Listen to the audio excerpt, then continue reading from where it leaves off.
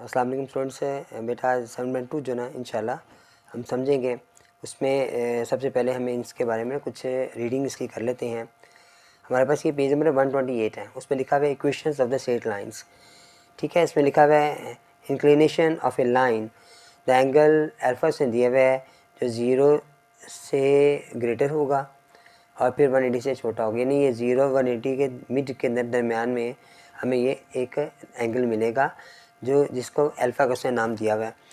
Major the clockwise from the X positive to non horizontal straight line, line L is called the inclination of the L. हम समझेंगे inclination, ये इसने जो equation of the straight line की ये में क्या है, कैसे बनेगी, इंशाल्लाह हम इसको स्टडी करते हैं। मैंने यहाँ पर ना एक लाइन ड्रॉ की है, ये एक्स एक्सिस है और ये वाई एक्सिस है। ठीक है, ये पहले हम इसके बारे में स्टडी कर चुके हैं। तो एक्स एक्सिस में हमारे पास है ये जो 4 क्वाड्रेंट हमारे पास बेटा होते हैं, फर्स्ट क्वाड्रेंट है, सेकंड क्वाड्रेंट, थर्ड क्वाड्रेंट है, और यहाँ से स्टार्ट होगा ये 0 में वाला है और यहाँ से स्टार्ट होकर यहाँ पे ख़त्म होगा तो ये 180 पे चला जाएगा। ये 0 का हमारे पास पॉइंट है, ये एक्स एक्सिस जो आ रहा है स्टार्ट, और ये हमारे पास ये बी माइनस की तरफ जाएगा, एक्स पे माइनस, ये यहाँ पे माइनस के पॉइंट्स होते हैं तो ये 180 तक चला जाएगा। तो इसके दरमियान में हमारे एक एंगल जो हम ड्रा करेंगे। ठीक है, अब हमारे पास ये है कि वो कहते हैं इंक्लिनेशन होता क्या है। पहले से देख लें, वो एक स्ट्रेट लाइन है जो कि एक एंगल ड्रा करती है, एक एंगल बनाती है। अब वो एंगल किस पे बनाती है, वो एक्स एक्सिस पे बनाती है। अब वो एक्स एक्सिस पे बनाती है एंगल, तो ये वाला जो एंगल वो ड्रा कर रही है ना, इसकी बात हो रही है। ये एक एक्सिस लाइन है हमारे पास, इस पर एक स्ट्रेट लाइन एक एंगल ड्रा कर रही है, कोई भी एंगल बना रही है, वो एंगल कितना है, ये इंक्लिनेशन कहलाएगा। एंगल है ये इंक्लिनेशन, हमारे पास जो स्लोप है, एक लाइन आ रही है हमारे पास, और यहाँ पर ये वाई एक्सिस भी हमारे पास मौजूद है। ठीक है, एक्स एक्सिस भी है, वाई एक्सिस भी है। तो ये जो एंगल है जिसको हम उसने अल्फ़ा का नाम दिया हुआ है, ये हमारा इंक्लिनेशन कहलाएगा। ये सारा प्रोसेस इंक्लिनेशन कहलाता है। ठीक है, अब इसमें बताया हुआ उसने हमारे पास 3 बातें बताई कि अगर आपने याद रखनी जो बातें, अगर ये जो लाइन है हमारे पास, एक ये हॉरिजॉन्टल लाइन है, एक वर्टिकल लाइन है, और हमारी ये लाइन हम जो ड्रा करते हैं इंक्लिनेशन लेते हैं, तो उसमें अगर ये ऐसे आ जाए बेटा, पैरेलल आ जाए। ठीक है, अगर ये लाइन पैरेलल होगी तो आपने याद रखना कि एक्स एक्सिस की ये लाइन पैरेलल आ रही है, तो ये फिर ये जो अल्फ़ा हमारे पास है वो 0 डिग्री होगा। ठीक है, ये बात याद रखने वाली इसमें हमारे पास है। और अगर ये वाई के पैरेलल आ जाती है, ये जो लाइन हमने ड्रा करनी है वर्टिकल शेप में आ जाती है एक्स एक्सिस, और ये वाई एक्सिस हमारे पास है, इसके पैरेलल आ जाती है। अगर ये इसके पैरेलल आ जाती है तो हमारे पास, हम इसे कहते हैं ये 90, तो ये जो एंगल बना रही है ये 90 का एंगल बना रही है। ठीक हो गया जी, अल्फ़ा हमारे पास 90 के इक्वल हो जाएगा। ठीक है, ये 3 बातें हैं। यहाँ पर तो हमने एंगल इसको मेजर करके बताना है कि ये एंगल कितना बना रही है, जिसको हम फाइंड करेंगे। और यहाँ पर उससे हमें एंगल का पता होना चाहिए कि अगर वो पैरेलल आके एक्सिस के पैरेलल आ गई है तो फिर यहाँ पर वो 0 का एंगल बनाएगी। और यहाँ पे भी मिनिमम होना चाहिए। याद रखने की बात है कि अगर वो वाई के पैरेलल आ जाती तो वो 90 का जाविया बना रही है। ठीक है, इसे हम आगे स्टडी करते हैं। आगे में बुक में क्या लिखा हुआ है, ये तो बातें, तीनों बातें ना यहाँ पर बेटा लिखी हुई हुई है। ठीक है, आप यहाँ से स्टडी कर सकते हैं कि ये इंक्लिनेशन एक लाइन आ रही है मेरे पास जो पॉजिटिव एंगल बना रही है। फिर यहाँ पर ये उसने दोनों चीज़ें बताई हुई कि एक्स एक्सिस के पैरेलल आएगी, वाई एक्सिस के पैरेलल आएगी, तो वो एल लाइन हमारे पास है। फिर आगे वो कह रहा है कि स्लोप और ग्रेडियंट ऑफ द लाइन। ये ग्रेडियंट क्या है, स्लोप दो चीज़ों के दो नाम है, ये जो एक ही नाम, मतलब एक ही बात के दो नाम है। ठीक है, यहाँ कह रहे हैं when we walk on the inclined plane, inclined plane जब हम वॉक करते हैं तो वी कवर हॉरिजॉन्टल डिस्टेंस, तो हम हॉरिजॉन्टल डिस्टेंस जिसे हम रन कहते हैं, भाग कर भी कर सकते हैं, और as well as vertical distance में जब हम करते हैं तो हम राइज करते हैं। 2 बातें इसने यहाँ पर मैं एक फिगर ड्रॉ भी की हुई है कि इस तरह अगर आप करेंगे तो रन करेंगे तो ये राइज है मेरे पास आ रहा है, रन और राइज आ रहा है। फिर लिखा भाई it's harder to climb the slipper inclined plane, के एक मुश्किल है जब आप किसी इंक्लाइंड प्लेन पर चलते हैं, उस पर चढ़ना। Measure of the steepness ratio of race rise to the run in term of the slope gradient by the inclined path and it's generated by M. अब वो मैं कह रहा है कि मैं आपको यहाँ पे समझाता भी थोड़ा सा ना, कि जब वो बच्चा जब यहाँ से इस तरफ करता है तो रन करता है एक्स एक्सिस के ऊपर, ये हॉरिजॉन्टल लाइन है। लेकिन अगर वो वाई एक्सिस की बात करेंगे तो वाई एक्सिस पर वो राइज करता है, ये रन है, ये राइज है। अब x और y का हमें उसने जो फॉर्मूला में बता दिया है कि m इक्वल टू है, ये राइज हमारे पास आ गया और नीचे हमारे पास रन आ गया।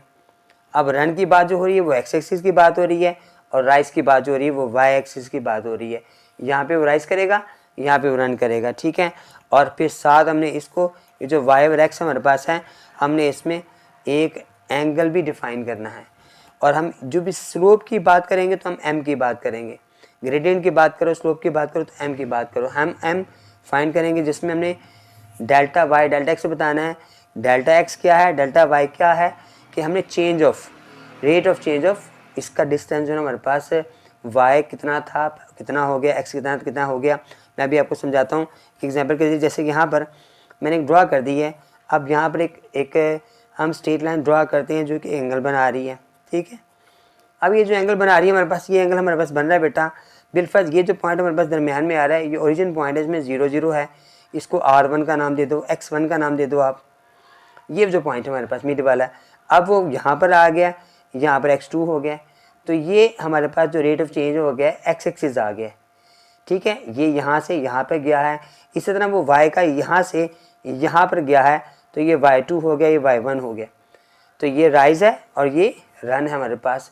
तो इससे हमारी इक्वेशन बनेगी जो आपने लर्न भी करनी है कि m इज इक्वल टू है y2 minus y1 divided by x2 minus x1 is equal to है इसके। ये तो हमने रेट ऑफ चेंज मालूम करना है कि y की तब्दीली कितनी हुई है और x में तब्दीली कितनी हुई है। उसके बाद हमने बताना है कि इसका एंगल क्या है, तो हम उसे tan अल्फ़ा का नाम देंगे। दोनों बातें हम इस स्लोप में फाइंड करेंगे, ठीक है, कि इसका रेट ऑफ चेंज क्या था और फिर उसके मुताबिक एंगल कितना बना। ये दोनों बातें हम डिफाइन करेंगे इंशाल्लाह। बस आपने एक बात याद रखनी है कि अगर हमारा ये जो आंसर है पॉजिटिव आ रहा है तो हमें यानी 90 से जो हमारे पास 90 तक आ रहा है तो फिर हमारे पास फार्मूला कुछ ऐसा होगा। लेकिन अगर हमारा जवाब 90 से अबव आ रहा है तो आपने याद रखना है वो माइनस में, नेगेटिव में हमारे पास आंसर आएगा। जो भी आंसर होगा हमारे पास, जब हम इसको डाटा को ये डाटा एक्स डाटा वाई को हम डिवाइड करेंगे, इसमें वैल्यू फाइंड करेंगे, अगर वो माइनस में आ जाती है तो ये कंफर्म है कि वो 90 से अबव आ रहा है, ठीक है। वो माइनस में अगर आएगा तो ठीक है, ये अपनी बात रखनी। जब भी आएगा इंशाल्लाह मैं बता भी दूंगा। एक और बात आपने याद रखनी है कि जो फार्मूला हमारे पास है ना वो भी चेंज हो जाएगा, वो y1 minus y2 divided by x1 minus x2 हो जाएगा। लेकिन ये वाली बात अभी किसी फार्मूले में किसी सवाल में यूज़ नहीं हुआ हुआ है, सिर्फ आपको बताया कि मुमकिन है कि आगे किसी MCQs वगैरह में दोबारा उससे ये पूछ ले आपको भी क्वेश्चन कर रही है, कहीं इस्तेमाल फार्मूला नहीं हुआ हुआ, ठीक है। अब हम सवालात की तरफ चलते हैं। जो पहला सवाल है मेरे पास है उसमें उसने कहा जी फाइंड करें आपने स्लोप एंड इंक्लिनेशन और फिर 2 पॉइंट्स में दिए हुए, ठीक है। ये सैम्पल 2 का हमारे पास क्वेश्चन आ गया बेटा। Find the slope and inclination of the line joining the points. वो पॉइंट्स को ज्वाइन कर रहा है, वो जो पॉइंट्स मैंने अब आपको समझाए हैं तो ये वाले पॉइंट्स हमारे पास हैं। जैसे मैंने आपको बताया था कि x का क्या और y का क्या। जैसे ये एक लाइन ड्रा हुई है हमारे पास, x एक्सिस से कर रही है और ये y एक्सिस हमारे पास गुजर रहा है, तो इसमें हमारे पास ये जो एंगल बना रही है तो यहाँ से जो पॉइंट्स है ये वाला पॉइंट्स कौन कौन सा है, x1 हमारे पास क्या है, इसे हम x1 का नाम देंगे। ये x2 मेरे पास आ गया, तो ये -2 -5 ये x एक्सिस जिसे हम रन कहते हैं। और यहाँ पर हमारे पास जो y से y2 होगा तो ये y1 आ गया हमारे पास और ये y2 हमारे पास आ गया। अब हम इसको इस फॉर्मूले के मुताबिक हम सॉल्व करेंगे कि m इज इक्वल टू है y2 minus y1 divided by x2 minus x1। पहले हम ये इनका रेट ऑफ चेंज जो है ना वो फाइंड करेंगे, उसके बाद हम इसका एंगल फाइंड करते हैं। तो ये हमारे पास y की वैल्यू आ रही है जो 11 है, फिर यहाँ पर 4 आ रही है, 11 में से 4 माइनस किया, फिर हमने 5 में से -2 किया, 5 है, फिर माइनस फार्मूले का है और फिर -2 है हमारे पास, ठीक होगा जी। इन दोनों को किया मैंने, तो 11 में से जब आपने माइनस किया तो ये 7 हमारे पास आ गया, ये भी माइनस माइनस प्लस हो गया तो ये भी 7 आ गया, दोनों कटिंग हो गए, 1 हमारे पास आ गया। तो हमारे पास जो चेंज आ रहा है बेटा m हमने जो फाइंड किया 1 आ गया। अब वो कह रहे हैं एंगल फाइंड करें, तो मैयर हमने फाइंड करना है, तो tan अल्फ़ा जिसे हम 1 कहते हैं जो हमने फाइंड करना है, ठीक है। अब अल्फ़ा जब फाइंड करेंगे तो ये tan वहाँ जाके इन्वर्स हो जाएगा, तो हम कहेंगे tan इन्वर्स हो गया है और हमने इसका 1 फाइंड करना है, जो कि इसको कैलकुलेट से आप फाइंड करेंगे तो बेटा 45 45 डिग्री का हमारा एंगल आ जाएगा, तो अल्फ़ा हमारे पास आ जाएगा। तो ये हमारा आंसर आ गया कि जो स्लोप हमें बताया जा रही थी वो एक 1 थी हमारे पास, क्योंकि जो इनका डिफरेंस था। उसके बाद जो एंगल वो बनाया, वो जो लाइन शेड हमारे पास इंक्लिनेशन में लाइन आई है, तो उसका वो एंगल उसने 45 का बनाया। दोनों चीज़ें बेटा हमने फाइंड करनी है। मेरा क्वेश्चन यहाँ पे पहला पार्ट मुकम्मल हो गया। नेक्स्ट पॉइंट हमारे पास ये दी हुई, यहाँ पे हम फार्मूला यूज़ करेंगे। पहले y2 - y1 divided by x2 - x1 करेंगे। अब यहाँ पे मैंने वैल्यू करेंगे 7 और -2 है, 7 है और फिर -2 आ गया डिवाइडेड बाय 2 है और -3 आ गया। ये मेरे पास माइनस प्लस हो गया बेटा, तो यहाँ पे मेरे पास आ गई 7 और +2 यानी 9 आ गया और ये -1 आ गया। अब यहाँ पर हमारे पास जो आंसर आएगा वो -9 आ गया।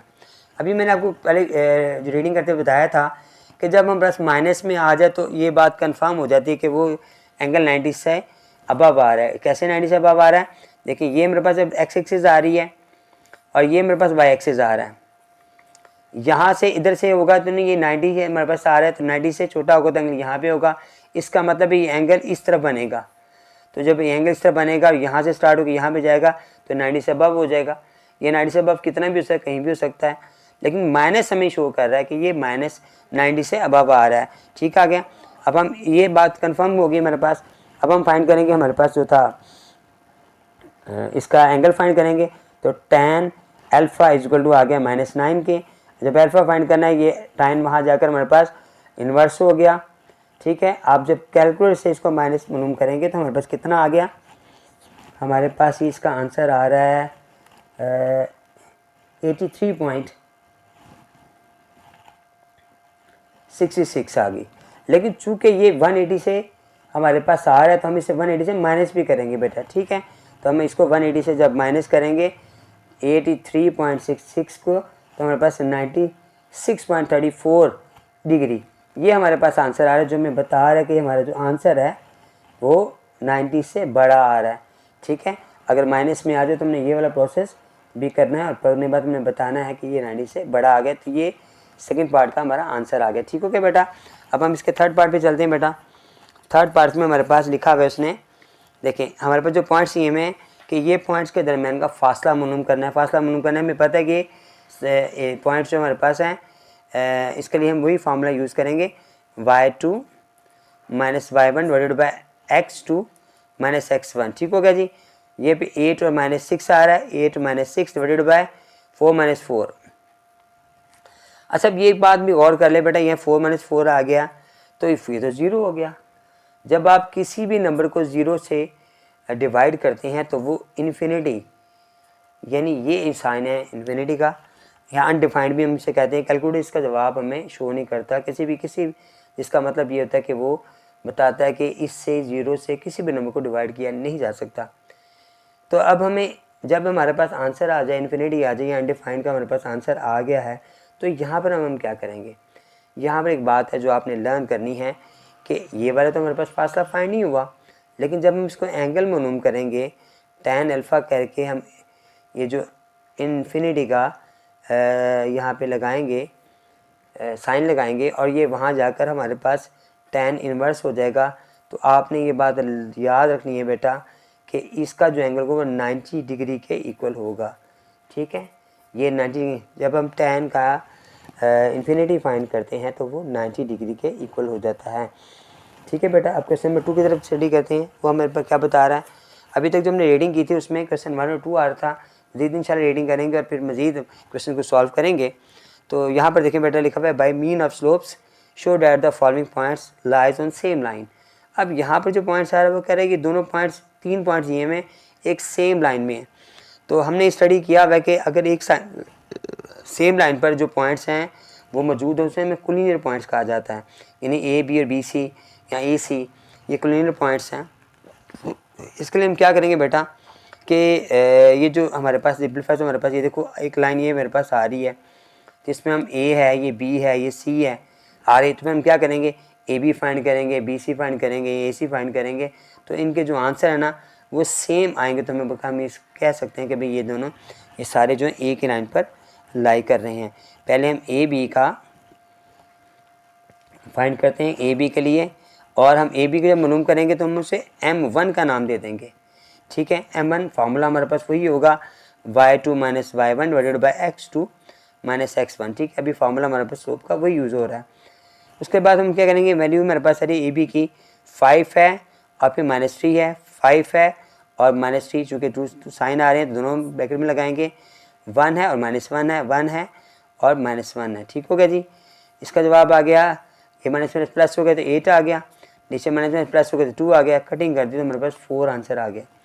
उसके बाद हम ए बी के बाद हमने मालूम करते हैं बी सी, फिर हम बी सी को M2 का नाम दे देते हैं। तो हमारे पास फार्मूला वही लगाएंगे y2 minus y1 divided by y x2 minus x1। ठीक हो गया जी, अब y2 की वैल्यू मेरे पास आ रही है 2 है, 9 माइनस 5 डिवाइडेड बाय 2 माइनस 1। ठीक हो गया जी, यहाँ पे मैंने इसको माइनस किया तो ये मेरे पास आ गया 4 और नीचे वाला 1 हम नोट नहीं करते, इसका मतलब बी सी का जो आंसर है वो भी 4 ही हमारे पास आ रहा है। ठीक है, अब हमने बी सी के बाद ए सी फाइंड करना है। अब ए सी फाइंड करने के हम क्या करेंगे, वही वाली फॉर्मूला यूज़ करेंगे y2 minus y1 divided by x2 minus x1। ठीक हो गया जी, अब y2 हमारे पास क्या आ रहा है, 9 है -1 है, 9 है -1 आ रहा है। उसके बाद 2 है और -3, 2 है -3 हमारे पास आ गया। इसे माइनस प्लस किया तो ये हमारे पास 10 हो गया, इसे किया तो ये 5 हो गया, 9 में 10 आ गया और ये 3 और 2 और 1 था, सॉरी 2 है और यहाँ पे 1 आ रहा था। ठीक हो गया जी, 2 और 1 आ गया। हाँ जी, और दूसरा 9 और 3 आना था, 9 और 3 आना था, सॉरी बेटा मैंने गलत लगा दिया, 9 और -3 आ गया और उसके बाद 9 और -3 मेरे पास कितना हो गया, 12 हो गया और ये मेरे पास 3 हो जाएगा। अब मैंने इन दोनों को कटिंग किया तो मेरे पास 4 आंसर आ गया। इसका मतलब है कि A B is equal to है बी सी के, इक्वल टू है ए सी के। ठीक हो गया, आप इसको ऐसे भी लिख सकते हैं, यहाँ पे मैंने M3 का नाम दे दें कि M1 M2 और M3 are equal, so these are lie on same line। ठीक है जी, ये सेम लाइन कि वो एक ही लाइन पर मौजूद हैं। ठीक है, आप लिख दें ए बी बी सी ए सी लिख लें या M1 M2 M3 लिख लें और इक्वल हैं और ये लाइन सारे सेम लाइन पर मौजूद हैं। इससे हमारा ये सवाल हमसे प्रूव करने के लिए कहा था, तो ये प्रूव यहाँ पर हमारा मुकम्मल हो गया, जिसे क्वेश्चन हमसे मांगा था। उसके बाद हम आ जाते हैं इसके सेकंड पार्ट पर। जो सेकंड पार्ट हमारे पास आ रहा है उसमें उसने नाम दिया पी का 4 है -5 है, फिर क्यू दिया उसने 7 5 है और फिर उसने आर दिया बेटा 10 और 15 का। ठीक है जी, पहले हम वैसे ही मालूम करते हैं जैसे हमने पहला क्वेश्चन किया था। पी क्यू फाइंड किया मैंने, M1 का नाम दे दिया, y2 minus y1 divided by x2 minus x1 किया तो 5 था और फिर -5 आ गया। नीचे मेरे पास क्या आएगा, फिर 5 -5 आ गया, इसके बाद नीचे आ गया 7 और -4 आ गया। ठीक है, ये -5 10 हो गया मेरे पास, नीचे 10 के बाद नीचे 3 आ गया। ठीक हो गया जी, पी क्यू मैंने फाइंड कर लिया। अब हम पी के बाद क्यू आर फाइंड करते हैं और इसे M2 का नाम देते हैं हम। तो वही फार्मूला दोबारा अप्लाई किया y2 y1 और x2 माइनस x1 का, और हमारे पास आ गई वैल्यू 15 -7, नीचे 15 -5 और 10 -7। ठीक हो गया जी, यहाँ पे माइनस किया तो 10 आ गया, नीचे माइनस किया 3 आ गया, यानी ये आंसर भी हमारे पास सेम ही आ गया है। उसके बाद हम आगे निकालते हैं इसका नेक्स्ट पार्ट में। तो हमारे पास आ गया है पी क्यू और क्यू आर हमारे पास आ गया। ठीक है, पी आर रह गया मेरे पास बेटा। पी आर को मालूम करना है, हमने M3 का नाम दे दिया मैंने इसको। फार्मूला हम वही यूज़ करेंगे y2 minus y1 divided by x2 minus x1। ठीक हो गया जी, y2 मेरे पास आ रहा है 15 -5, 15 -5 आ गया, नीचे हमारे पास आ गया 10 -4। अच्छा, अब यहाँ पर ये कितना हो गया, ये हमारे पास आ गया 20, नीचे हमारे पास आ गया है 6, कटिंग की हमने तो 10/3 हमारे पास फिर आ गया। इसका मतलब है कि M1 इसको M1 M2 and M3 are equal, so these are lie on same line। ठीक हो गया बेटा, ये भी क्वेश्चन हमारा मुकम्मल हो गया।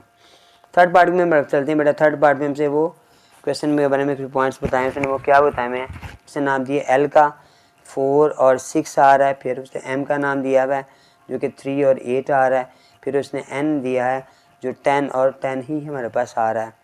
अब पहले हमने एल एम फाइंड किया, जिसे हमने M1 का नाम दे दिया बेटा y2 minus y1 divide by x2 minus x1 आ गया। ठीक होगा जी। इसमें हमारे पास पहले आएगी 8 माइनस 6 और फिर 3 माइनस 4, इसे किया मेरे पास, ये हमारे पास आ गई 2, नीचे हमारे पास आ गया 7, हमारे पास आ गया 2/7 हमारे पास ये वाला आंसर आ गया। इसमें एल एम ने मालूम किया मैंने। अब हम क्या करेंगे, इसके बाद आगे एल एम के बाद एल एन फाइंड करते हैं,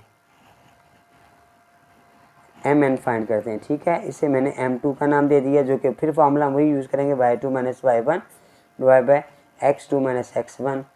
अब वैल्यू मेरे पास आएगी 10 और फिर 8, 10 minus 8 divide by 10 minus 3, 10 minus 3। ठीक हो गया जी। ये कितना आ गया, 2 आ गया, और नीचे कितना हमारे पास आ गया, नीचे 7 आ गया। फिर ये भी आंसर हमारा सेम आ गया। नेक्स्ट में चलते हैं हमारे पास, तो थर्ड हमारे पास आ रहा है वो एल एन आ रहा है। ठीक है, एल एन, एक बात बेटा आपने याद रखनी है कि आप उसे एन एल कर लो या एल एन कर लो, हमारा आंसर जो है इंशाल्लाह सेम ही आएगा। x2 minus x1 formula apply कर दिया मैंने। अब मेरे पास 10 और माइनस 6, नीचे मेरे पास आ रहा है 10 माइनस 4, 10 और फिर माइनस 4 आ गया। ठीक हो गया जी। ये किया मैंने तो मेरे पास आ गया 4, नीचे मेरे पास आ गया है 14, कटिंग की मैंने तो ये भी 2/7 हमारे पास आ गया। तो ये M3 मैंने मालूम किया है, तो हम कहेंगे M1, उसके बाद M2 और फिर M3 are equal, so these are lie on same line. ठीक हो गया जी बेटा, ये भी हमारे पास हो गया। 4 पार्ट में बेटा उसने जो मेरे पास नाम दिए हैं पॉइंट्स के नाम, वो x, y और z दिया है, उनके पॉइंट्स पर नोट किया, मैंने फार्मूला लिखा। अब फार्मूले के मुताबिक मुझे x, y को फाइंड करना है, तो c माइनस a आ जाएगा, sorry a plus b minus 2b आ गया, नीचे हमारे पास आ गया c माइनस a, ये मैंने प्लस माइनस किया तो a माइनस b आ गया, नीचे आ गया c माइनस a, ये मेरे पास पहला आंसर आ गया M1 का। फिर मैंने M2 जिसे हम कहेंगे y z, ठीक है, जिसे मैंने M2 का नाम दिया, फार्मूला फिर वही अप्लाई किया, इसमें भी x2 माइनस x1 आ गया। अब मेरे पास आता 2a आ गया और फिर माइनस a। अब देखिए यहाँ पर प्लस आ रहा है, लेकिन जो कि फार्मूले के मुताबिक माइनस आता है, तो हम क्या करेंगे, इसको भी माइनस कर देंगे। नीचे मेरे पास आ गया 2a minus a minus b आ गया, नीचे आ रहा है जी 2c minus a minus c, यहाँ माइनस किया तो मेरे पास आ गया a माइनस b, नीचे मेरे पास आ गया c माइनस a। ठीक है, ये वाला भी आंसर मेरे पास वही आ गया। थर्ड मेरे पास आ रहा है आंसर, वो था yg। अब xg हमारे पास रह गया, जिसको मैंने M3 का नाम दे दिया, फार्मूला मैंने वही वाला अप्लाई किया, x2 माइनस x1।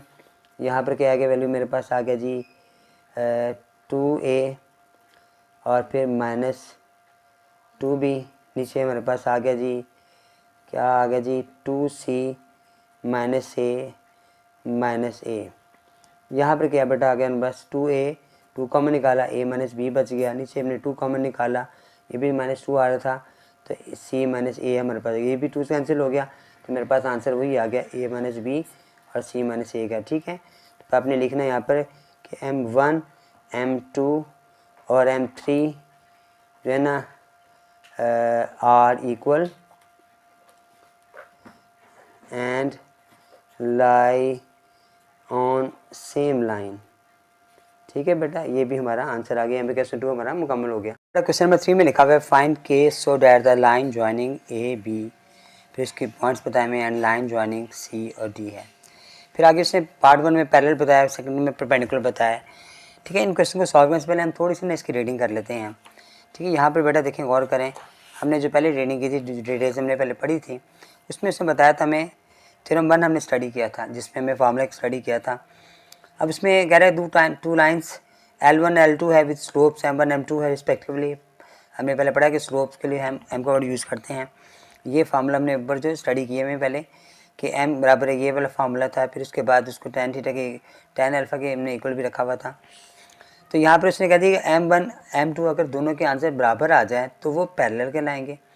अगर वो ऐसे आ जाए M1 इक्वल टू है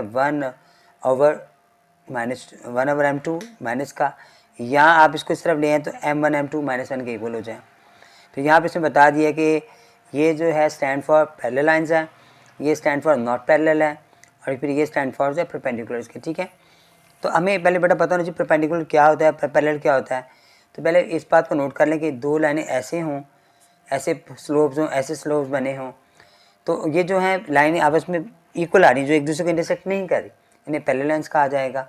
और अगर कोई लाइन ऐसे आ जाए और ऐसे किसी पर इंटरसेक्ट करे या आकर ज्वाइन हो तो हम इसे परपेंडिकुलर कहेंगे। ठीक है, ये पैरेलल लाइंस है और ये परपेंडिकुलर लाइंस है। ठीक है, अब हम क्वेश्चन को सॉल्व करते हैं। हमारे पास हमने के की वैल्यू भी फाइंड करनी है। हम पहले इसका पहला पार्ट पैरेलल वाला करते हैं। ठीक है, पैरेलल पार्ट में हमें ए भी निकालते हैं और फिर सी डी भी निकालना है। अगर इनके जवाब इक्वल हो गए तो इसको मतलब ये पैरेलल है, और अगर इक्वल नहीं होंगे तो हम ये पैरेलल नहीं है, is not equal, is not parallel. तो पहले ए बी निकाला, तो ए बी के लिए हमें पहले फार्मूला जो है ना वो लिखना पड़ेगा, जिसे हम M1 का नाम दे देंगे। फार्मूला में स्टडी किया था y2 - y1, वही वाला फार्मूला था जो हम स्लोप के पहले यूज़ कर रहे थे। फिर x2 - x1 है। अब हमारे पास वैल्यू ये आ रही है k की है, और फिर ये 7 है, x1 है, ये x2 है, ये y1 है और ये y2 है। -6 से हम इसको स्टडी करेंगे, -6 आ गया, उसके बाद फिर -3 आ गया, फिर नीचे हमारे पास आ जाएगा k और फिर -7 आ गया। ठीक हो गया बेटा, इनको हमने प्लस माइनस किया तो हमारे पास आ गई ये वाली वैल्यू -9 k -7। ठीक है, इसे हम इक्वेशन 1 का नाम दे देंगे, जो हमारे पास ए बी यहाँ से हम M1 का नाम से हम ठीक है डोनेट कर रहे थे हम। अभी हमारे पास M1 हमारे पास आ गया। अब मैंने M2 निकालना है, जिसे हम BC या CD कहेंगे, जो कि M2 है हमारे पास। उसके लिए फार्मूला फिर से अप्लाई करेंगे आप, y2 - y1 divided by x2 - x1। ठीक हो गया जी। उसके बाद इसमें आएगा 4 - 5 डिवाइडेड बाय -6 है, और -2 टाइम्स आके फिर 4 आ रहा है, इसे माइनस प्लस किया तो -1 आ गया, नीचे हमारे पास आ गया प्लस हो गया। -6 में से +4 निकाला तो ये -2 हमारे पास आ गया, माइनस से कैंसिल हो गए, तो 1/2 हमारे पास यहाँ पर M2 की वैल्यू आ गई।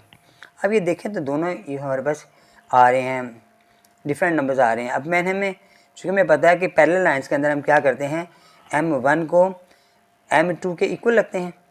अब हम इनके दोनों आंसर को इक्वल रखेंगे। -9 k -7 = है 1/2 को क्रॉस मल्टीप्लाई किया मैंने, 2 यहाँ पे चला गया 9 के पास, और k -7 जब 1 से मल्टीप्लाई हुआ तो यही आंसर आ गया। -7 को वहाँ ले आओ, ये 18 आ गया, +7 आ गया = k आ गया मेरे पास। तो हमारे पास आंसर आ गया k = -11। ये तो हमारे पास पहले लाइन का आंसर आ गया। ठीक हो गया जी। अब हम इसका निकालते हैं, परपेंडिकुलर भी निकालते हैं हम इसका। अब परपेंडिकुलर के हम क्या करेंगे,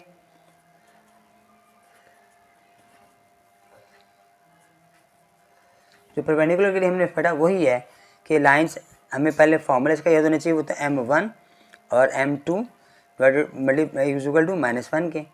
M1 का जो हमारे पास आंसर आ रहा था वो था -9/k -7, और M2 का हमारे पास आ रहा था 1/2 बराबर -1 के आ गया हमारे पास। वही मैंने इसको -9 को 1 से मल्टीप्लाई किया और k को इससे मल्टीप्लाई किया, तो 2k -14 = -1 के। क्रॉस मल्टीप्लाई किया, -9 = -1 मल्टीप्लाई हो रहा है 2k -14 के साथ, -9 इधर ही आ गया। अब -2k और +14 को हम यहाँ लेकर आएंगे तो वो -14 हो जाएगा। ये हमारे पास 23 आ गया, और फिर नीचे -2 जाके डिवाइड हुआ, तो हमारे पास जो आंसर आ गया k की वैल्यू आ गई 23/2 बेटा, ये हमारा आंसर आ गया। ठीक हो। क्वेश्चन नंबर 4 में बेटा लिखा हुआ है कि यूजिंग स्लोप्स हैं show that the triangles with vertices A B और C पॉइंट्स ये में और प्रकार राइट एंगल है। अब शो डैट का मतलब ये इसमें प्रूव करना है कि राइट एंगल ट्राइंगल है कि नहीं है। अब पहले हमें पता है जी राइट एंगल ट्राइंगल की शेप कैसी होती है। तो शेप बेटा हमारे पास हमें पता है कि उसकी शेप कुछ इस तरह की शेप होगी राइट एंगल ट्राइंगल की, जिसमें 190 का एंगल होता है। इसको आप ए का नाम दे दो, इसे बी का दे दो, इसकी का नाम दे दो। ये 3 पॉइंट्स हमारे पास हैं। अब हमने देखना है कि हमारे पास ए बी फाइंड करना है, हमने ए सी फाइंड करना है, बी सी फाइंड करना है। तो पहले हम ए बी को फाइंड करेंगे और ए बी के लिए हम क्या करेंगे, उसे M1 का नाम दे देंगे। y2 माइनस y1 आ गया divided by x2 minus x1 आ गया। अब y2 की वैल्यू मेरे पास 7 माइनस 1 आ गया और नीचे मेरे पास आ गया 2 माइनस 6। अब मैंने माइनस किया तो मेरे पास आ गया 6 आ गया, नीचे माइनस 4 आ गया। हमने इसको एक टेबल पर कटेंगे तो माइनस का 3/2 आ गया। अब मैंने ए बी के बाद बी सी निकाला तो बी सी के लिए मैंने इसे M2 का नाम दे दिया। फार्मूला फिर वही अप्लाई करेंगे हम और x2 माइनस x1 आ गया। अब हमारे पास आ गया बी सी की वैल्यू -6 है, -7 -7 -7 -7 डिवाइडेड बाय -6 -2 -6 -2 मैंने वैल्यू पुट की यहाँ पर। अब ये हमारे पास आ गई वैल्यू -14/-8। जब हमने इसको एक टेबल पे कटेंगे तो 7/4 हमारे पास आ गया। लास्ट हमारे पास है ए सी कर लें, यहाँ आपकी मर्ज़ी है कि आप उसे सी ए लिख लें। M3 का मैंने नाम दे दिया स्लोप का। फार्मूला मैंने फिर अप्लाई किया y2 minus y1 divided by x2 minus x1 के साथ। ठीक हो गया जी। अब हमारे पास आ रहा है -7 -1 -7 -1 डिवाइडेड बाय -6 फिर -6। यहाँ पे मेरे पास आ गया ये -8 आ गया और -12 आ गया। एक टेबल में डिवाइड करेंगे 4 पर तो 4 2s और 4 3s। ठीक हो गया। अब हम गौर करेंगे ये वाला आंसर और ये वाला आंसर आपस में करीब तर हैं। अगर आप इसको और इसको मल्टीप्लाई करते हो तो हमारा आंसर -1 आ जाता है। ठीक है, जैसे हम इसे कहते हैं -1 आ जाता है। कैसे आ जाता है अभी मैं बताता हूँ आपको लिखकर। अगर मेरे पास M1 और हम M3 को मल्टीप्लाई करते हैं, ठीक है जी, तो हमारे पास M1 का आंसर जो आ रहा है वो आ रहा है -3/2 आ रहा है, जबकि M3 का जो आंसर आ रहा है वो 2/3 आ रहा है। इसका मतलब हम इसको इससे कैंसिल करेंगे तो हमारे पास -1 आंसर आ जाएगा। तो ये जो हमारा फार्मूला था वो तो परपेंडिकुलर का था, परपेंडिकुलर फार्मूला था ये वाला।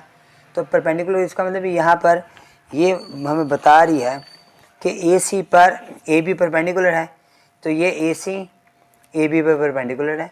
तो इसका मतलब बी जो है ना हमारे पास वो ए जो है ना हमारे पास वो राइट एंगल है। ए राइट एंगल हमारे पास आ गया। हम यहाँ पे इसके नीचे नोट भी करेंगे कि हमारे पास कि ए बी एंड ए सी जो है ना हमारे पास वो आर परपेंडिकुलर हैं।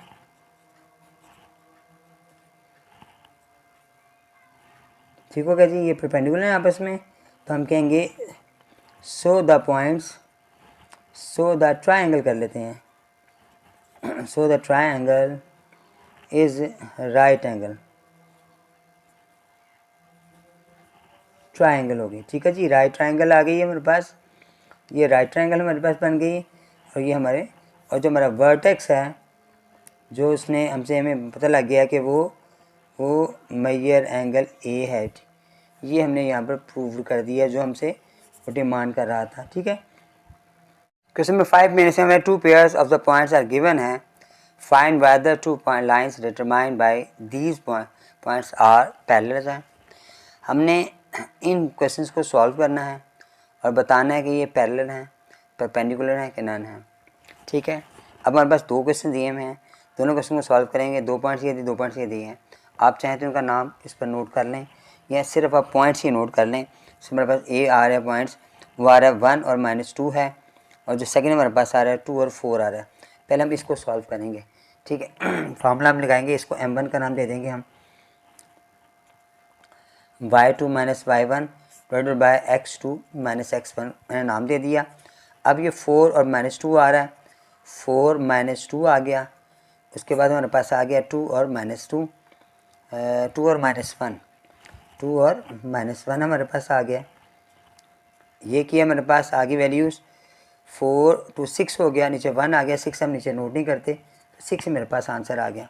उसके बाद M2 लिखा मैंने। पहले मैं क्वेश्चन लिखूँगा, वो हमारे पास था 4 और 1 है, और उसके बाद जो सेकंड वैल्यू मेरे पास सारे सेकंड पॉइंट आ रहा है वो 8 और 2 आ रहा है। अब मैंने m2 का नाम दिया, स्लोप सेकंड लिखी मैंने, y2 minus y1 divided by x2 minus x1 आ गया। अब ये 2 और -1 -8 और -4, तो हमारे पास ऊपर 1 आ गया और नीचे 12 आ गया। ठीक हो गया जी, ये मैंने सेकंड निकाला, लेकिन माइनस का आ गया मेरे पास। फिर मैंने इसका देखना है हमने दोनों को, अब आप गौर करें दोनों, तो ये क्या आंसर है, ये 6 वाला और -12 वाला, तो क्या इसका आपस में अगर ये इक्वल हो जाते हैं, यानी ये वाला 6 था, m1 था, ये था, तो हम कहते हैं ये पैरेलल है ना, लेकिन आंसर पैरेलल नहीं आ रहा। हम परपेंडिकुलर फाइंड करने के लिए तो हम क्या करेंगे कि हम m1 m2 को मल्टीप्लाई करेंगे, देखिए -1 आंसर आता है कि नहीं आता। m1 मेरे पास 6 आ रहा है, m2 -1/12 आ रहा है। अब ये मैंने इसे कटेंगे तो मेरे पास आ गया -1/2 इक्वल टू -1 के। इसके ये भी परपेंडिकुलर भी ना हुआ, तो हम कहेंगे m1 is not equal to m2 के, यानी परपेंडिकुलर पैरेलल नहीं है ये। इससे ये बात वाज़ेह हुई है। और एंड m1 और m2 is not equal to -1 के, ना तो ये परपेंडिकुलर आया ना ही वो पैरेलल आया, दोनों नहीं आया। फिर ये क्या है, सो आर नाइदर पैरेलल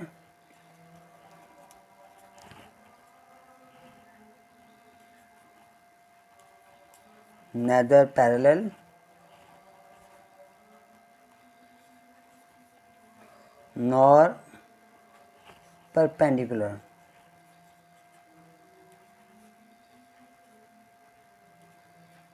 ठीक है बेटा, ये हमारा आंसर आ गया कि वो कह रहे हैं ना ये परपेंडिकुलर है और ना ही ये पैरेलल है। जिसका सेकंड पार्ट है उसको सॉल्व करते हैं। उसमें जो पहला पॉइंट मेरे पास दिया हुआ है, जो बी पार्ट है उसमें पहला पॉइंट है वो है -3 और 4 है बेटा, और जो सेकंड पॉइंट है 6 और 2 है। m1 का नाम दे दिया मैंने, फार्मूला अप्लाई किया y2 माइनस y1 से और x2 माइनस x1 से।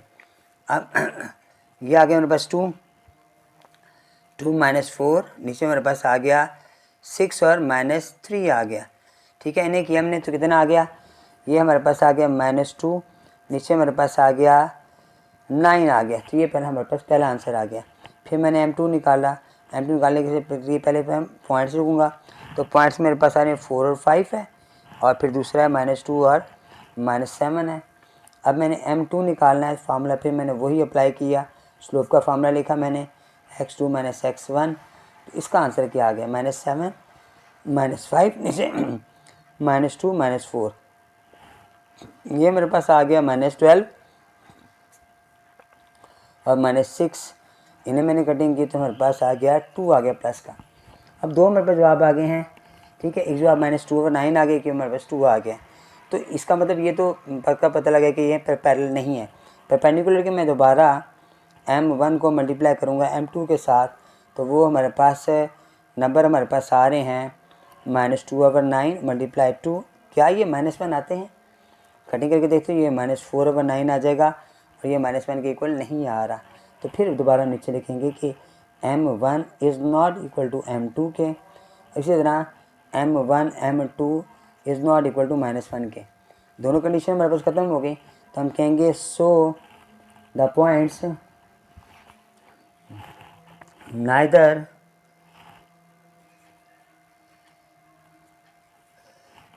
परपेंडिकुलर हैं या पैरेलल हैं, पहले लिख लो, और नॉर जो है परपेंडिकुलर है।